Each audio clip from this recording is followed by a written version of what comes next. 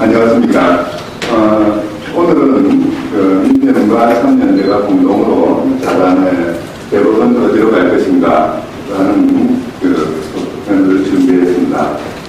사실 그동안 우리 국회에서는 대법관 임명 절차와 관련해서 4명의 대법관 후보에 대해서 여기까지 인사청문회를 하고 그 결과 임명 동의를 할 것인가 안 할 것인가 여야가 첨예한 그런 의견의 드립을 보여왔습니다. 이런 현상들이 우리 대법원의 구성이라든지 또는 우리 사회에 나아가야 될 방향에 대해서 어떤 의미를 가지는지, 그리고 우리는 어떤 생각을 어떻게 해야 되고 이 상황에 대해서 어떻게 대처해야 될 것인지 오늘 진지하게 이야기해보는 그런 자리를 가졌습니다. 저는 오늘 사회를 맡은 상상입니다. 반갑습니다. 제 옆에는 오늘 함께 오늘 해주실 패널분들이 계십니다. 순서대로 소개시켜드리겠습니다. 먼저 제 오른쪽에 참여연대 공동대표를 맡아주고 계시는 이승태 변호사님. 그리고 지금 민변 회장을 맡고 계시는 장주영 변호사님. 안녕하세요. 또 한 분의 변호를 하신 정미아 변호사님께서는 참여되시는 것 같습니다. 오시는 대로 소개시켜드리겠습니다.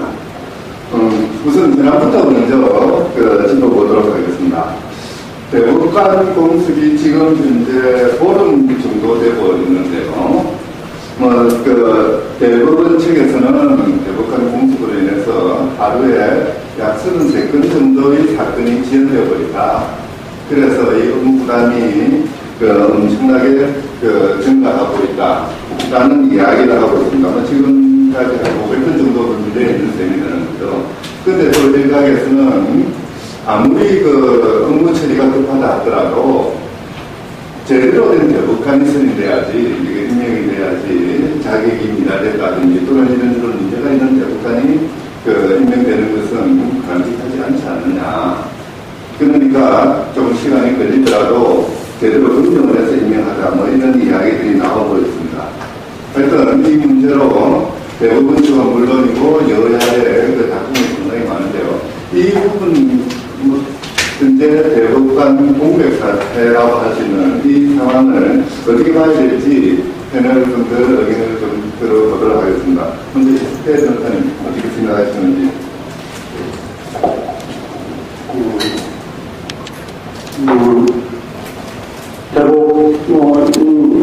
대법관이 좀 임명이 아직 국회 동의가 이루지 않아서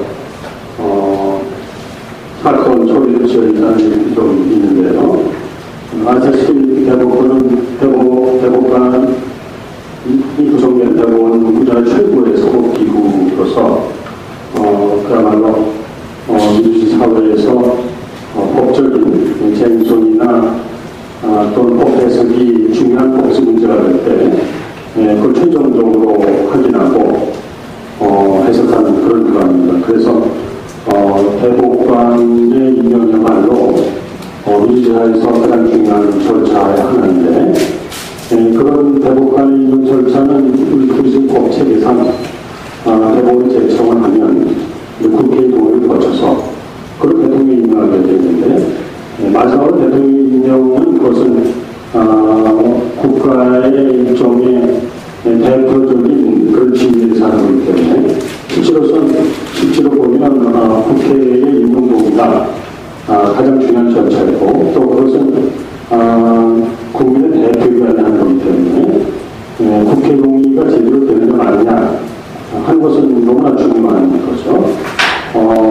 지금 이 자리에서 금방 말씀드리는 얘기가 나오기가 있겠지만 어쨌든 대법원에서 추천한 대법관들의 실질적인 그 심사는 제가 보기엔 국회에서 이루어진다고 보는데 지금 이렇게 말하자면 시간이 걸린 것은 한편에서 보면 국회의 임명 동의라는 성격상 자연스러운 면이 있고 또 그러면서 이제 걸러지게 되는 것인데 지금 대법관들이 이게 한 분도 아니고 일분이기 때문에 자의 심사의 일정을 절차가 소요될 수밖에 없고 또 생각에 아마 이명박 대통령 정부 들어 이전에는 그런 얘기가 없었던 것 같은데 지금 이 정부 들어서는 대법관 문제라든가 이런 사고 문제가 심차게 문제가 되고 그래서 최근에 공무원체도 좋아하는 거니까 심지어 그 사법 내에서도 경력이 있는 판사들마저 지금 대법관 후보에 대해서 부적격하다 이렇게 얘기가 나오고 있습니다. 그래서 그렇게 보면 오히려 국회가 임명동의를 허술하게 하는 것 자체가 문제가 있기 때문에 오히려 이거는 이 현재의 정부가 다 문제가 있다기보다는 어쨌든 간에 현재 결격자가 있는 것이 거의 분명해진 만큼 오히려 국회가 할 일을 제대로 하고 있다 이렇게 생각이 되네요. 그래서 보다 그런적인 문제는 책임을 얘기하는 건 그럴 어찌 모르겠는데 좌우간 좀 더 좋은 후보를 국민으로부터 널리 말하자면 의견을 구하고 그리고 철저한 검증을 거쳐하지 못한 추천자식에 보다 문제가 있지 않느냐 우선 이렇게 이런 인상을 갖고 있습니다. 해야 될 제대로 된 후보자를 추천해야 되는데 그 절차가 잘못됐다. 그러다 보니까 지금 이제 공백 사태라는 것은 어떻게 보면은 국회의 책임이라기보다는 대법원의 책임이다. 그런 말씀입니다. 우리 선생님. 6년입니다.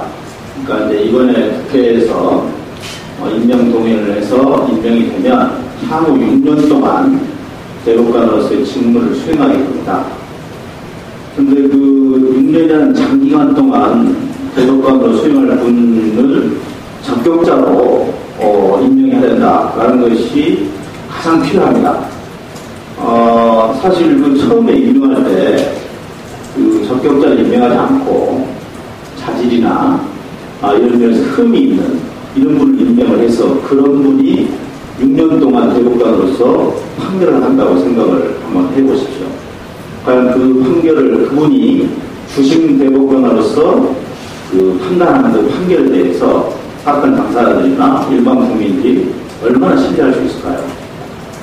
자질 있는 부적격인 분이 대법관에 임명됐을 때 대법원에 대한 국민들의 불신이 더욱 늘어날 것으로 예상이 됩니다.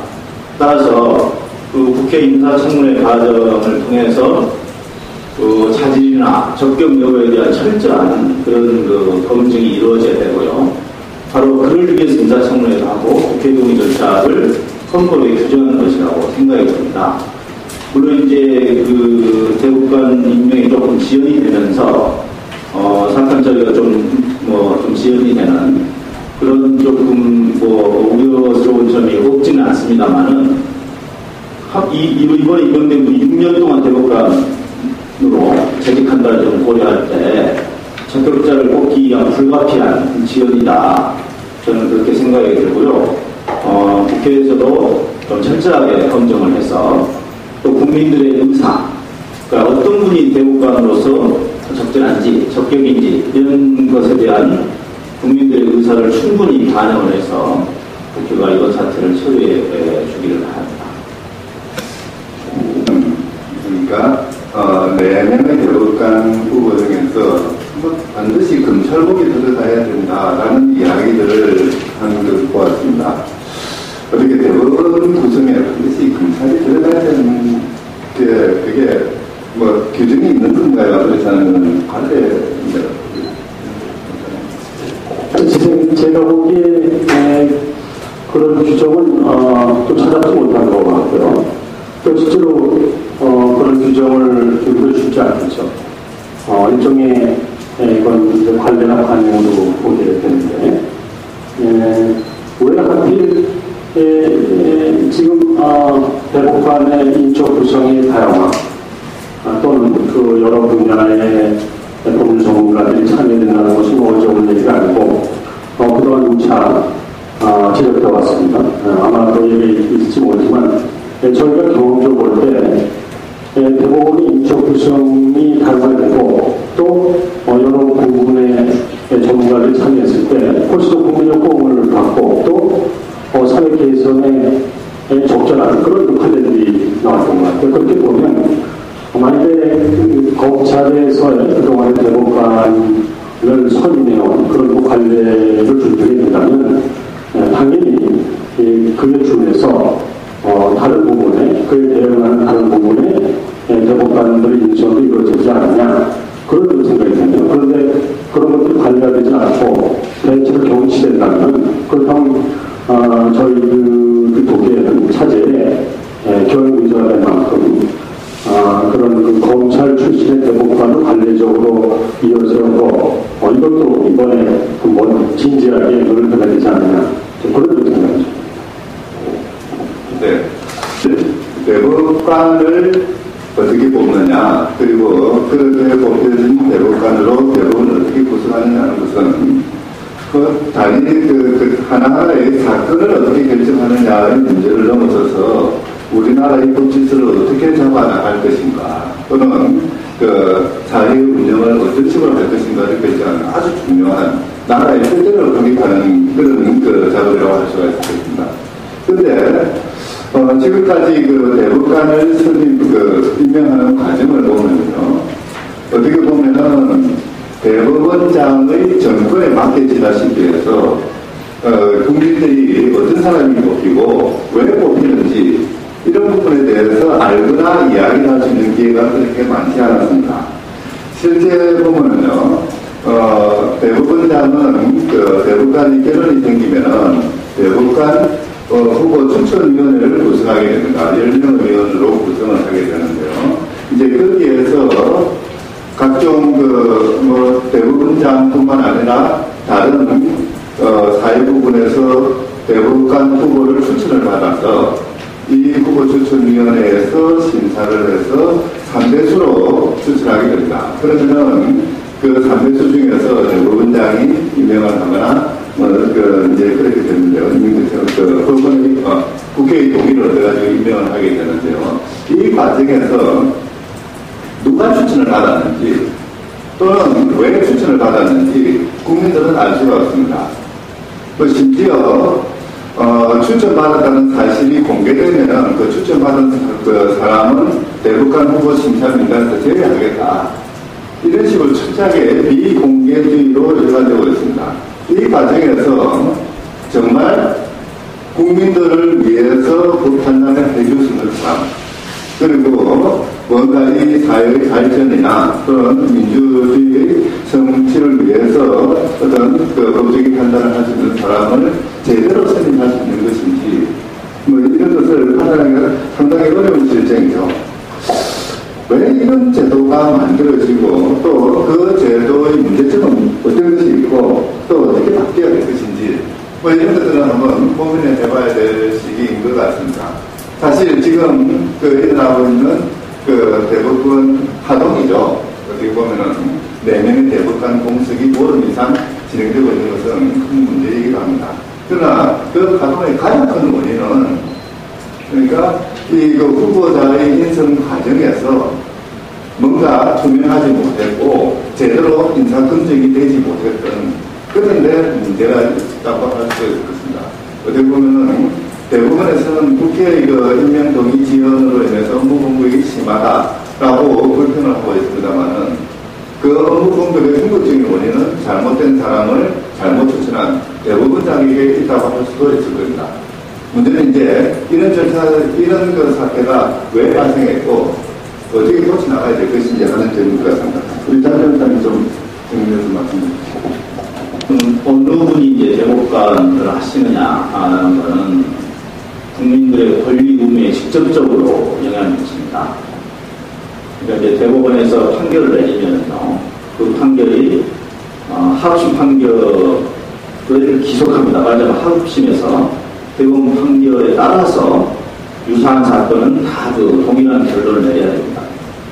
그래서 대법원에서 어떤 판결을 하느냐, 어떤 사안에 대해서 어떤 시각을 가지고 어떤 결론을 내리냐가 막바로 국민들의 권리 의무에 직접적인 영향을 미치게 되는 것이죠. 그래서 어느 분이 대법관으로 임명되느냐는 것은 국민들의 지대한 관심사가 될 수밖에 없습니다. 가령 예를 들면 집회나 시위할 때 그것이 법을 위반한 집회냐 시위냐 아니냐라는 것도 대법원에서 결정하고요. 노동자의 권리가 현행 노동관계법상 보장이 되는 것이냐 안 되는 것이냐라는 것에 대한 노동관계법의 해석도 대법원이 최종적으로 결정하게 됩니다.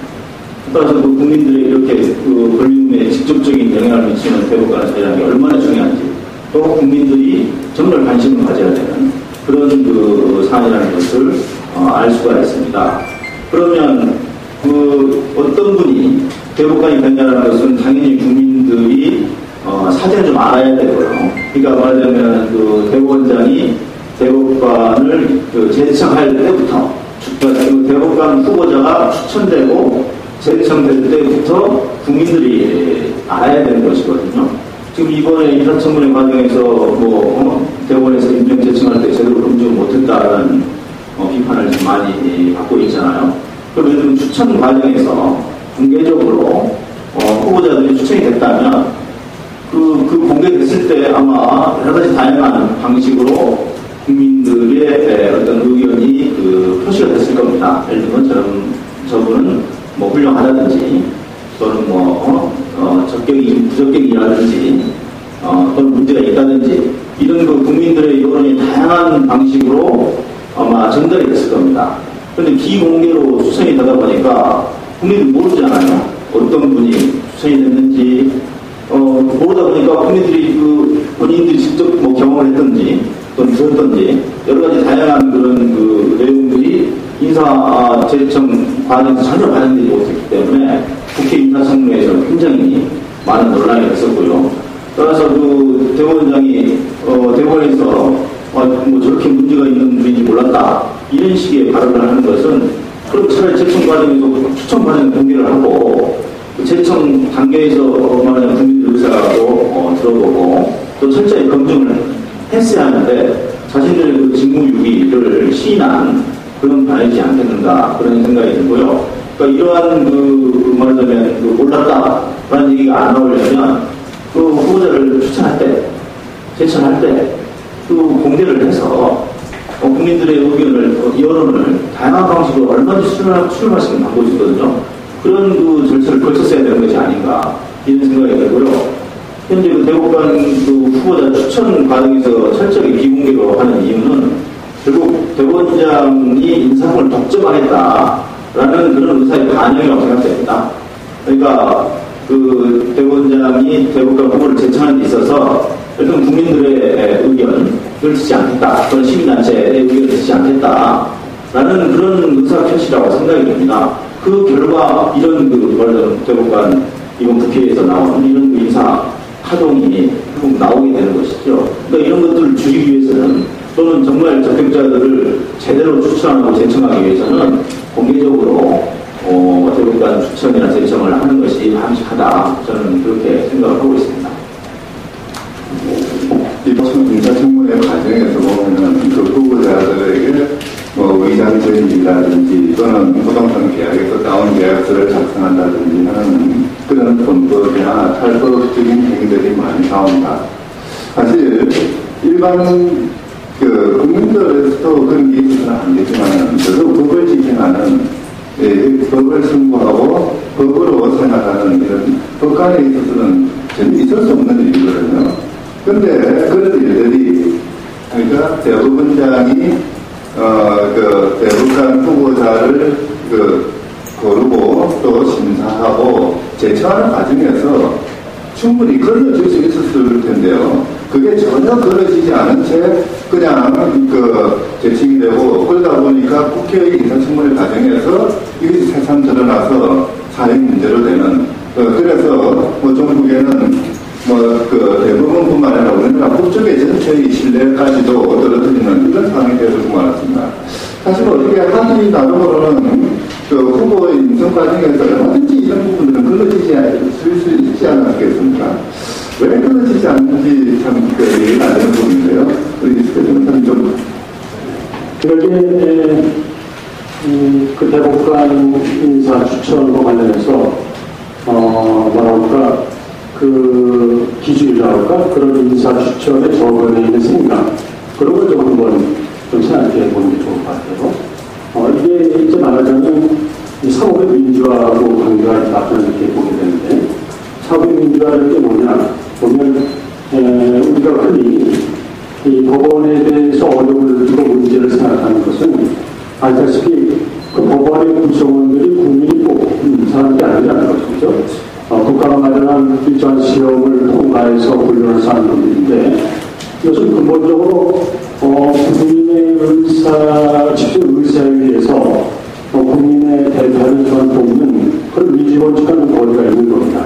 그러나 모든 것을 그렇게 할 수는 없기 때문에, 말하자면 국회의원도 뽑고 또 법원, 검찰도 국민으로 선출하지 않은 그런 분들에게 사법권을 맡기기 마련인데, 그러나 이제 여기서 잊지 말아야 될 것은, 우리가 그렇다고 해서 민주주의에 국민이 직접 뽑고 말하자면 검증하고 살펴보는 이런 이상을 잊어서는 안 된다는 거죠.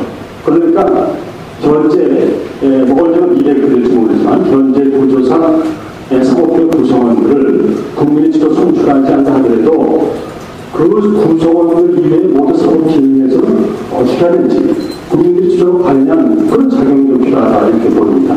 그러니까 말씀하시기 한 가지 예를 들자면 우리가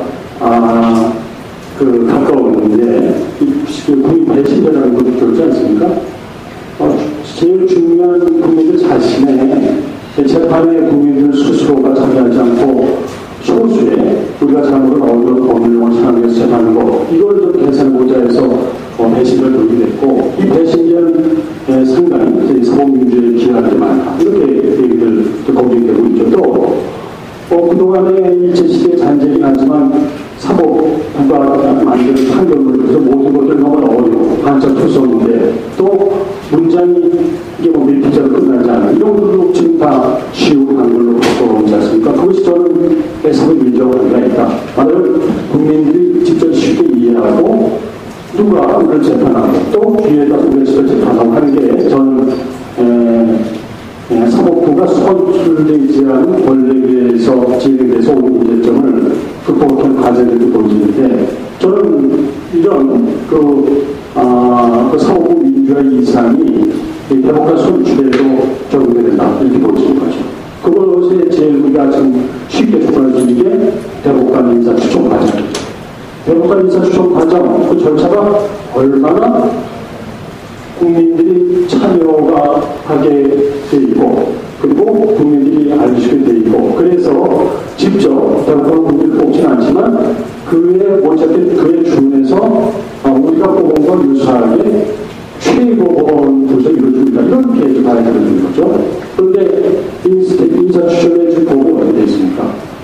대부분이 법에 의해서 정해진 상임위원으로 구성되어 있고, 아주 기부만 그것도 대법원장이 말하자면 위촉하는 그렇게 되어 있어요. 그리고 실제로는 우리가 잘 모르는 데서 이루어지는 거죠. 그 폐해가 저는 이번에 아주 잘 드러난 게 아니냐. 그래서 이번에 저는 대법관 자신의 한두 사람의 결정을 떠나서 인사추천 제도에 전면적으로 쇄신해야 될 필요가 있겠다. 국민들에게 가까이 가는, 말하자면 사법이 국민 속으로 국민의 참여를 원하는 쪽으로 해야 된다 이렇게 보여지는 거예요. 그렇게 보면 우선 한 가지 예를 들면 지금 말하자면 상임위원은 저는 다 배제된다고 봅니다. 법무장관 또 변호사 협회장 이 지금 고정된 거죠. 저희가 빼야 된다고. 그분들은 이런 절차를 하지 않아도 얼마든지 사법부에 영향을 행사할 수 있고 바로가 있는 분이죠. 그래서 오히려 이거 빼버리고 국민들 일반으로 들어오는. 제가 보니까 제 사정으로 굳이 돌아야 된다면 법학교수협의회 회장이라고 또는 법학전문대학원 협회 이사장인가요? 그 정도 제 생각에 국민을 갖고 오니까 도움될지 모르겠는데, 나머지 분들은 굳이 저는 필요가 없고, 그렇게 함으로써 인사권도 제대로 이루지 않느냐. 제가 이제 많이 그렇게 되는 여기까지 얘기하고 또 기회가 되면 보충하도록 하겠습니다. 변호사님께서 인선 과정, 특히 이제 변호사 대법관 후보 추천위원회 구성이라든지 제의 절차라든지 이런 거 좀 계속 이야기를 해주시죠. 그 사법의 민주화를 말씀하셨는데요. 제가 좀 보충적으로 좀 덧붙여보겠습니다. 이제 이런 민주주의까지 삼권 분립이 민주주의라고 얘기하잖아요. 법, 사법, 행정 이렇게 얘기하는데요. 그 사법권은 국민들이 위임한 재판 권한을 행사하는 거죠. 우리가 상식적으로 알고 있는 민주주의 사회라는 그런 것이고요. 그러면 그 재판권을 행사하는 법관의 임명도 사실 국민의 말하자면 그런 권한인데 대법원장에 위임돼 있을 뿐입니다.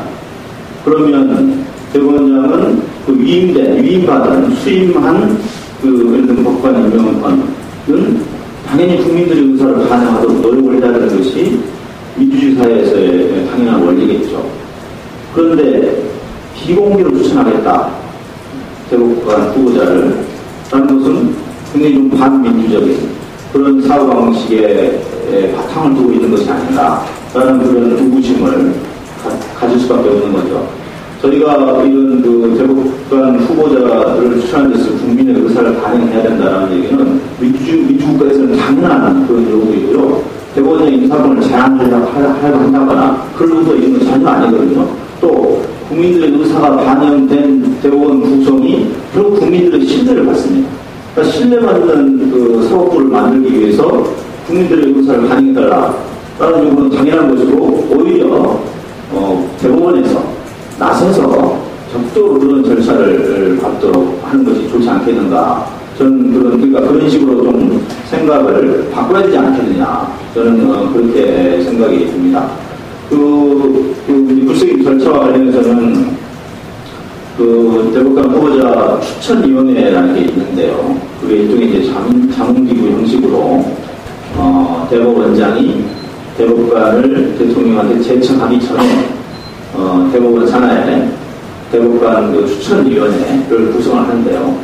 그 위원들의 구성이 너무 일방적으로 법원의 입장만 반영하도록 그렇게 지금 현재 구성이 되어 있습니다. 저희 위원들을 보면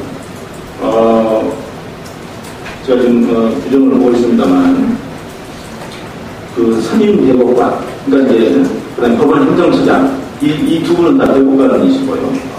그 다음에 법관 또 한 명이 또 있어야 된다. 그러니까 이제 전체 위원 10명 중에 3명이 말하자면 법관 출신이고요.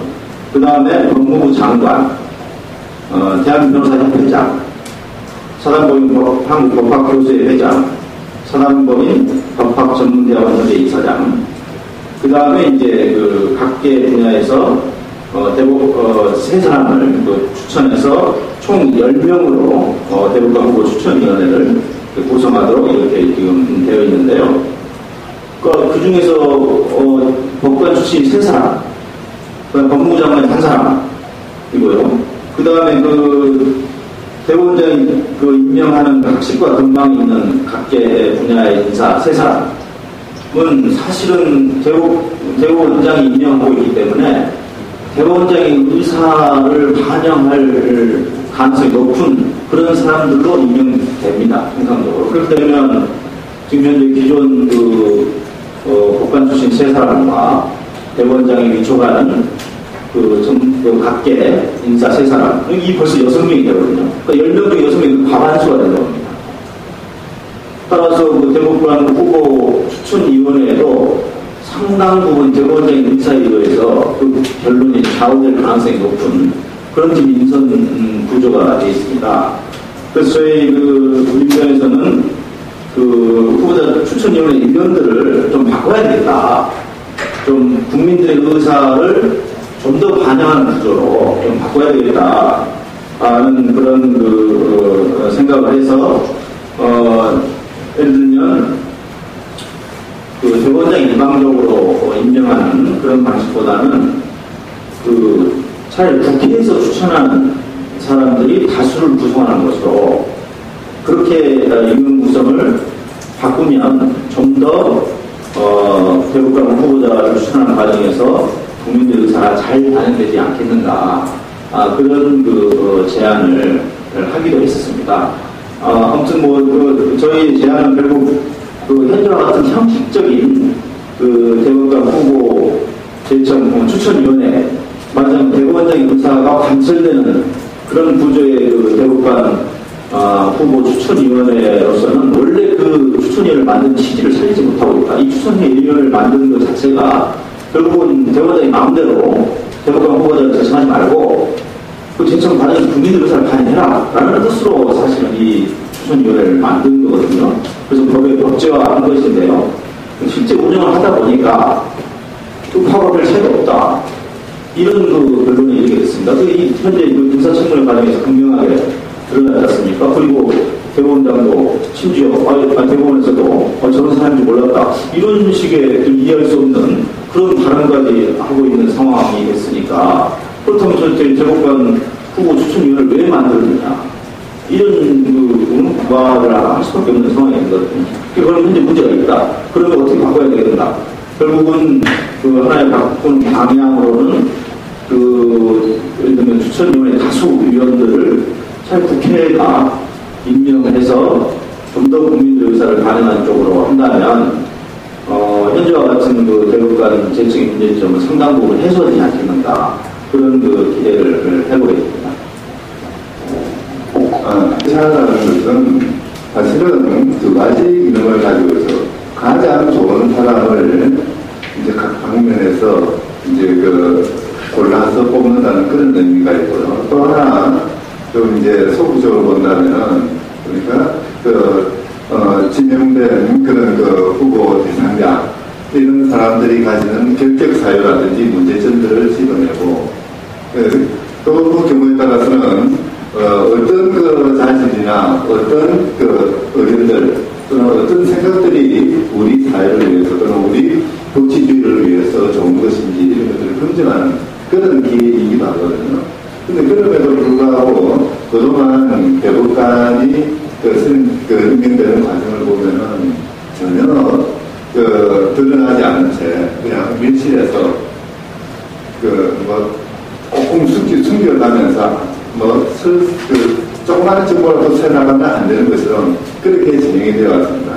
이렇게 대법관의 임명 절차가 비밀스럽게 진행되면 참 어떻게 보면은 국민 입장에서는 어떤 사람이 대법관이 되는지도 모르고 그게 좀 더 나아가고 왜 저런 대법원 판결이 나왔는지도 이해하지 못하고 또 나가서 이제 대법원에 대한 신뢰도 떨어지고 국가법질서에 대해서 상당히 큰 위협이 될 수도 있을 것 같거든요. 우리 비슷해 배우는 아까 말씀하셨던 되게 좀 더 보완. 그래서 중간에 좀 말을 돌리면서 보완을 좀 하자면 제 생각에 그러니까 국민들 또는 시민들이 사법부에 가까이 다가가서 사법부의 구성에 관여할 때 그게 말하자면 국민들의 이해를 잡아가고 또 사법부에서도 가장 훌륭한 판결을 낼 수 있고 또 그것이 결국 사회의 개선을 이루어가는 예가 이미 저는 우리가 시민을 보인다고 봅니다. 그게 말하시다시피 2006년인가요? 시민사회단체가 이렇게 아주 대표적인 시민단체가 서로 모아서 시민 추천을 만들어서 추천한 적이 있죠. 그때 6번인가 했었는데 제 기억에 아마 한두 정도는 보통 시민단체 관여하거나 또는 변호사로서 하고 있었지 그 당시에 대부분의 그분은 현직 법관들이었어요. 그 법관들 경력도 좀 차이가 있고 그랬는데 그분들 중에 다수가 자반 한두에 걸치면서 임명이 됐다가 지금 다들 퇴임하셨나요? 그런 분들 있죠. 그런 분들을 이제 한간에서 독수리 모형제를 말하고 하는데 제 생각에 그분들의 대법관에서의 판결한 예라든가 또는 그 사회적 약자들 대응을 보면 저는 아마 이제까지 제 생각에 대법원의 우리의 사법 역사에서 가장 훌륭한 그런 아주 앞으로 기 남은 그런 판결들을 여러 가지 면에서 냈다고 생각해요. 그리고 물론 이제 여성 최초의 대법관이 있었고요. 시민들이 오랫동안 보면서 어떤 대법관이 법률가로서의 자질뿐만 아니라 또는 시민들, 국민들 또는 민중 노동자를 위해서 잘 일할 수 있냐는 판단해서 그래서 제청한 거죠. 그분들 중에서 좀 결정이 있다고 하는 전혀 들어보지 못했어요. 오히려 대법원으로서 제가 말씀드린 것처럼 가장 훌륭하고 탁월한 업소를 하는 거죠. 저는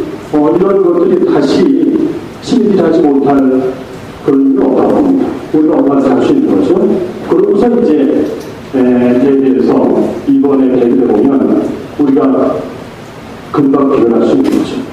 국민들이 잘 모르는 그런 좌우간 이제 뭐가 좋을지 모르지만 그렇게 해서 밀실에서 나온 사람들이 과연 어떤 자질을 갖고 있고 또 어떻게 우리를 대표할 수 있냐 하는 것을 저는 분명하게 보는 예가 이번에 생각이 되고, 그래서 제가 드리고 싶은 말씀은 제도를 어떻게 하지 간에 우리가 그 2000년 중반에 여러분들 그 시민사회단체에서 출연한 것처럼 그렇게 시민들이 보기에 오랜만의 경험을 통해서 이 사람은 믿을만하다, 이 사람은 우리의 대표될 수 있다, 이 사람은 우리의 소외에 앞으로 나올 수 있다 하는 그렇게 해서 그 시민들이 대법을 추천하는, 대법을 추천하는 그런 분들이 있어야 될 것 같아요. 우리가 어떻게 구조하는가, 그것이 이제 저희들의 어떤 바람입니다. 저는 이렇게 생각합니다. 지금 현안으로 걸려있는 그 임명 동의안 처리, 이게 지체되고 있는 것이 대법원의 업무 공백을 이야기하고 있다. 그러면 업무 공백이 하더라도 제대로 된 사람을 뽑아야 되지 않느냐. 이런 논란들을 지금 이야기를 하고 있고요. 그 연장선상에서 그 대법관 임명 절차의 문제점을 의문들을 지켜나가고 있거든요. 두 가지 주제가 얽히긴 합니다만, 이 부분에 대해서 조금 정리겸해서 좀 이야기를 해주시죠. 대법관 공백 상태가 있는 부분에 대해서는, 저는 공백이 좀 있더라도 제대로 된 사람에 의한 구성이 이루어져야 된다고 생각합니다. 현재, 우리나라 법원제도는 다른 나라 법원제도에 대해서 특별한 현상을 가지고 있는데요. 우리나라 법원의 가장 큰 특징은 효율성, 굉장히 강조한다는 점입니다. 그래서 우리나라 법원의 재판 진행 속도를 보면 전 세계적으로 유례 없이 빠릅니다. 빠르다는 얘기는 뭐냐면 그만큼 기능적으로 사건을 처리한다는 얘기고, 기능적으로 처리한다는 얘기는 그 기능에서 다루지 않는 사안들은 거기에서 배제된다는 것입니다. 따라서 우리나라 현재의 법원 체제에서는 사건을 빨리 진행하기 위해서 굉장히 능력 있고 사건 처리에 능한, 즉 행정가들인 법률가들을 법관으로 충원해서 운영을 하고 있습니다. 그래서 우리나라 법원 체제에서 가장 특징이 뭐냐면 우리나라 법관들은 굉장히 관료제적으로 유능하고 판결문을 잘 쓰는 일종의 서기형 법관입니다. 자, 미국의 법관들은 대체로 보면 두 가지 기능이죠. 엄파이어 기능, 즉 심판으로서의 기능하고 그 다음에 판단자로서의 기능이 강조되고 있습니다. 그래서 재판이 좀 늦더라도 당사자들에게 충분한 시간을 줘서 사건을 처리하려고 하는 기능을 하고 있습니다. 다른 나라에서는 대체로 보면 법원에까지 오는 사건들은 구체적인 당사자들 간의 이해관계의 대립이 심하기 때문에 빨리 처리하기보다는 확실하게 처리해서 억울함이 없도록 사건을 심리하는 것이 일반적인 예입니다. 그러면 다시 한번 돌아가서 우리나라 대법원의 구성과 관련해서 본다면 한 3개월, 4개월 공백이 있는 것, 이거 중요한 것이 아닙니다. 왜냐하면 재판은 여러분도 잘 아시다시피 제일 중요한 것이 사람입니다. 그동안은 얼핏 생각하기에는 법이 사람을 재판을 해왔다고 생각하는데, 우리나라처럼 효율적인 관료제 법관 시스템에서는 사람이 사람을 재판을 하게 됩니다. 사람이 사람을 재판합니다. 즉, 법률이라는 제도를 운영하는 사람들이 기능적으로 파악한 사건에 대해서 자기의 기능적 의견을 내놓고 판단을 하기 때문에 제일 중요한 것은 그 사람이 어떠한 가치관을 가지고 어떠한 인생을 살아왔는지, 그래서 이 사건을 볼 때 어떤 각도에서 가치평가를 하고 법률을 적용하는지가 제일 중요합니다. 지금까지 대법원 구성에서 가장 활발하게 소수들이 주장되면서 구체적 타당성을 가진 법률 해석이 이루어졌던 대법원, 그것은 지난번에 참여정부시대 때 독수리 오형제가 기사하라는 그 시기였습니다.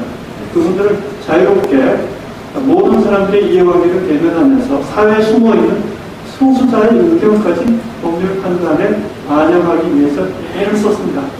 물론 효과가 없는 부분이 대부분이었습니다. 왜냐하면 부분이 다수가 아니기 때문에. 그래서 저희가 말하는 것은 또 한 3개월 정도 공백이 있다고 하더라도 또 5개월 정도 공백이 있다고 하더라도 좀 제대로 되어 있는 법관들이 임명될 수 있도록 해야지 대법관 정도 되는 분들이 과거에 그러저러한 일반 장상 이사들이 행하지도 않는 그러한 범죄들이나 위법사항들을 행한 전력을 가지고 있다면 누가 그분들의 판결을 신뢰하겠습니까? 그래서 제대로 된 법관을 뽑자 하는 것이 이제 중요하다고 말씀드립니다. 두 번째는 그러면 지금 현재의 그 법관 추천 시스템이 대법관 추천 시스템이 옳은가? 제가 볼 때는 아주 옳지 않습니다. 왜냐하면 추천권은 사실은 거의 전적으로 대법원장의 권한에 귀속되어 있다고 보겠습니다. 지금 추천위원회를 제도도 결국은 자문적 기능밖에 하지 않겠습니까? 결과적으로 본다면 대통령하고 대법관 사이에 모종의 교사 연락에 의해서 대법관이 추천하는 사람에 의해서 대법관들이 임명이 될 것인데 이제 이게 상당히 문제가 있습니다. 왜냐하면 대법관은 굉장히 중요한 분이라는 것을 여러분 잘 알지 않습니까? 우리나라 대법원을 구성하는 핵심적인 구성원인데요. 이게 이제 본질적인 딜레마가 이겁니다. 우리나라 현재 대법원을 정책법원으로 만들려고 하고 있습니다. 정책법원으로. 정책법원이 된다면 법관의 수가 적어도 됩니다. 그런데 지금 시민이나 제야 이쪽에서는 정책법원은 헌법재판소가 하면 좀 좋고 대법원은 권리구제형 대법원으로 가야 된다 아니냐. 권리구제형 대법원으로 하게 되면 대법관들이 많아야 됩니다. 많아야 되고 그 다음에 전문가들로 구성이 되야 됩니다. 그러나 어차피 지금 현재의 대법관 시스템에서는 전문가가 되기가 어렵고 정책법관도 되기가 어려운 그런 입장입니다. 그러나 숫자가 적기 때문에 대체로는 사회각계의 이해관계를 반영할 수 있는 무지개와 같은 대법원이 구성이 되어야 이 사회의 다양성을 법률 해석을 통해서 논의할 수 있게 됩니다. 그런데 현재의 추천 시스템은 대법원장에 의한 관료제적 추천입니다. 즉 자신이 봐서 평가가 좋고 무난한 사람들에 대해서 추천을 하기 때문에 대체로 관료제 법관들은 나중에 대법관이 될 의사를 가지고 성실하게 법원장이나 대법원의 행정적 통제에 순응하게 마련입니다. 이런 상황에서는 절대로 일반 사람들의 일반적인 상식에 따른 판결을 하기는 거의 없습니다. 그래서 추천제도가 좀 실질적 추천제도가 될 수 있도록 제도 자체가 바꿔져야 된다. 나중에 구체적인 논의는 시간 관계상 또 따로 논의를 하도록 하겠습니다. 언론 보도에 의하면은 대법관의 인선 과정이 더 이상 기치돼서는 안 된다. 그래서 이번 임시국회에서는 반드시 처리돼야 된다. 그래서 여야 간에 합의가 안 된다면은 다른 일정 그러니까 국회의장이 직권상정해서 통과시키겠다, 표결로서 통과시키겠다, 이렇게 이야기를 하고 있습니다. 그러니까 어떤 정치적인 합의 과정이 제대로 이루어지지 않을 경우에는 조금 밀어붙여서라도 대법원의 공백을 가설을 못해야 된다. 그렇게 이야기를 하는데, 직권상정에 의한 처리는 어떻게 바라봐야 될까요?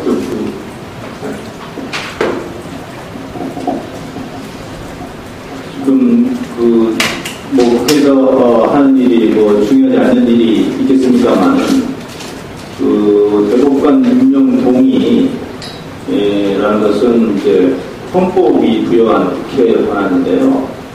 여야 간에 지금 의견 대립이 있는 상황에서 국회의장이 직권상정해서 일반 다수의 의견에 따라서 임명 동의 절차를 수행한다는 것은 굉장히 부적절하다고 생각합니다. 사실 대법관이라는 것은 물론 이제 인사청문회 과정을 통해서 여러 가지 부정적 사유가 나왔던 분이 있고요. 또 그 부분에 대한 의혹이 현재 완전히 해소도 안 되는 그런 상황. 상황이고 국민들도 그 부분에 대해서 굉장히 관심이 많은 상황인데 그런 부분들에 대해서 정확한 그 검증이 되지 않은 상황에서 일방적으로 예를 들면 그 집권상정에서 통과시키겠다라는 것은 그 국민을 무시한 그런 처사가 아니겠는가라는 생각을 하게 됩니다. 특히나 이제 대법관이라는 것은 말하자면 사회적 약자, 소수자의 권리를 보호하는 그런 역할도 해야 되는데요. 국회가 단순히 다수결로 처리해야 될 그럴 사안은 더더군다나 아니다. 라는 차원에서 여러 간의 충분한 논의, 그 다음에 후보자에 대한 충분한 검증을 바탕으로 해서 처리하는 것이 옳다라는 생각을 하고 있습니다.